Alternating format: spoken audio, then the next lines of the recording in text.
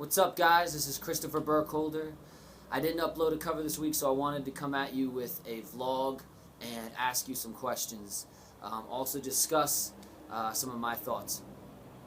Recently, I've been thinking a lot about why I do music and what music is to me.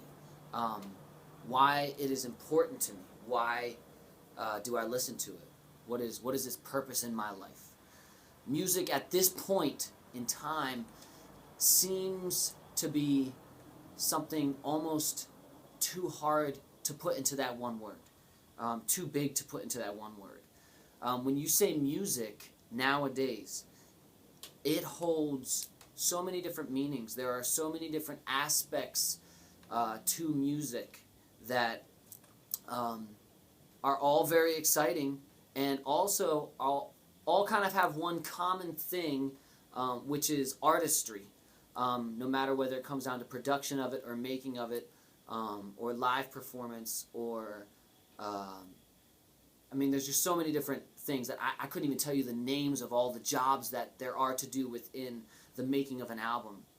I don't even know all the stuff that really even goes into some of this, but all of it comes down to artistry in the end. And when you listen to the people that are making the hit records, or even the music that you truly appreciate, if you listen to the people who have put in the work to those albums, or even that one song, you'll see that those people really had the art in mind. For the most part, you'll find that. Sometimes you'll find that you really don't find someone artistically minded at all, and that's okay. You don't have to.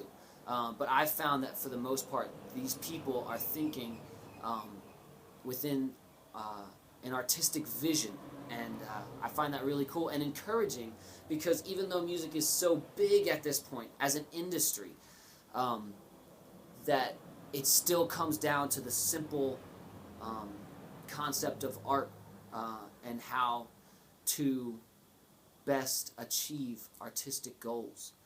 For me, I know it's what music is changes for me on a day-to-day basis.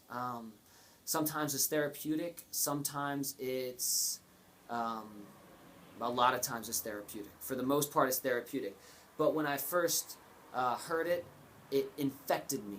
So it's like addicting, not only therapeutic but addicting. Sometimes it just serves. It's kind of hard to think of what other purposes it serves in my life. It's hard to put words to it. But I know that, well, for me, it's a moneymaker sometimes. For me, I go out and I play a gig and I get money, which then fuels stuff that I can buy for my studio, which then fuels artistic projects with my friends. So in one way or another, music is kind of shaping my life. And it's changed over time. It's changed over time what it is to me. I could not tell you that what it is to me when I went into schooling for it at college is what it was to me when I came out of it. It's actually probably completely different. And in a good way. In a good way, I believe. And also, sometimes in a bad way. Sometimes you forget about why you first loved music, or why you first got into an art. I know I did, for sure, and I feel like that's why in the past couple years even I've been kind of rediscovering why it is that I even do music, and why it is that I did music in the first place, and how can I continue to fuel myself from that first love aspect of music, and then also fuel myself from pushing myself past that and seeing what else lies out there. Alright, so questions for you. Why is music powerful? Why is it so powerful? Try to put some words to it. Figure out why that certain song is powerful to you, why that certain moment in that song is powerful to you. You may not know the technical answers to it, but why do you believe that it's powerful to you? I want to know. Especially as a songwriter, I want to improve my craft. So why is it powerful to you? What as a songwriter should I be thinking about when I write a song? But even just beyond my benefits from you answering to this, what has been your experience in the power of music? Also socially, do you think that music is powerful socially? That's another thing I've been thinking about. what is the power that is music? I find often when I go to a live show, I find out exactly what the power of music is, and then I leave there wanting to make music. I almost never leave a live show thinking I don't want to do music anymore. I'm almost always reinvigorated and inspired by a good live show. And for me, it's in that moment that I realized the power of music. So another question for you. Why do certain artists hit you a certain way? What is it about those artists? I, again, want to challenge you to think about what are some of your favorite artists and why do they impact you in the way that they do. Just put some thought into it. I want to hear what you have to say. If you've not thought about it, it's a good thing to maybe think about. I mean, if you don't want to think about it, that's fine too. But I would love to know what is the reason why you stay on a certain artist's music and not just kind of listen and then go on to the next one. I find myself going back to the same artist's music a lot because of maybe just the way that they think about music as a whole, maybe the way that they write music. For me, one big band that I can't get away from is Gorillaz. I love the way, and a couple of my friends, actually most of my friends that are into music agree. We can't get away from Gorillaz because of the way that Damon Albarn writes the songs, the artistic vision, and the artist collaboration between visual and music is, in my mind, unparalleled in the music industry. And the way that he's able to, Damon Albarn is able to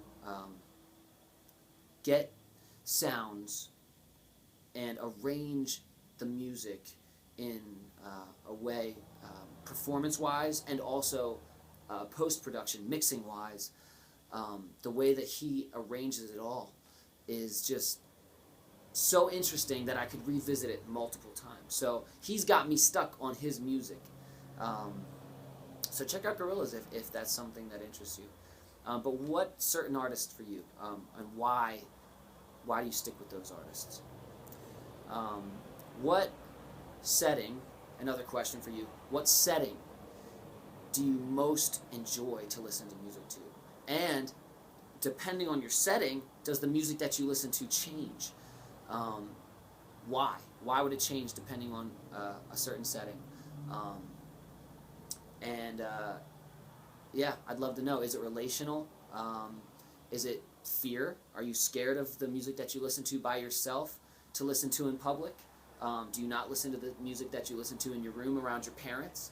Do you not listen to the music that you listen to with your parents, with your friends? What about the setting changes the way that you experience music? All right, another question. Oh yeah, what are your, actually what is this? Oh yeah, so where would you want to see music going? As either just a listener, if you're not a musician yourself, or an artist, or someone who's making music. Where do you want to see music go? What's your vision for the future of music?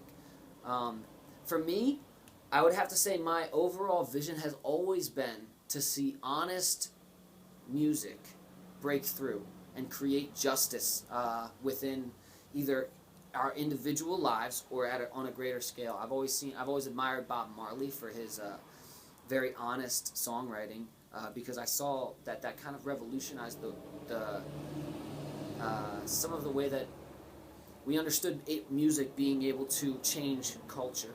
I think Bob Marley is a great example of being a catalyst for change by or through music.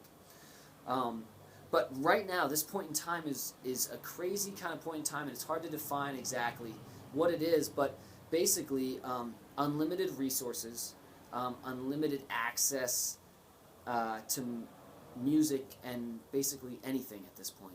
We're just talking about music here, but like, where do we go from here? Where do you want to see music going? I would love to see peace promoted. And I know that that's a pretty common thing among musicians, is to want to kind of create some sort of peace. But I really do believe that through honesty in music, justice and peace can be achieved. It really takes. I think it takes fighting for it, and for me, that's where I want to see my personal music go. But I would also love to see music go there as a whole. A lot of the times, I think in our culture as a whole, in the world, not only America and the United States as a country, but as in the world, I feel like the individual mindset, especially when it comes down to music nowadays, can be very destructive.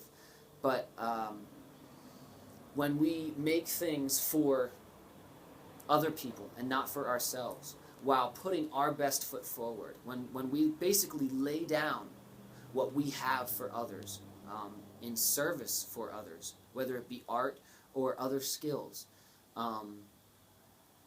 we create a good change. And so another thing that I'd like to see is people beginning to, well, not beginning to, there's a lot of people who are already doing it, who are already very self-sacrificing people. And when you talk to a lot of artists, that's really where their heart is.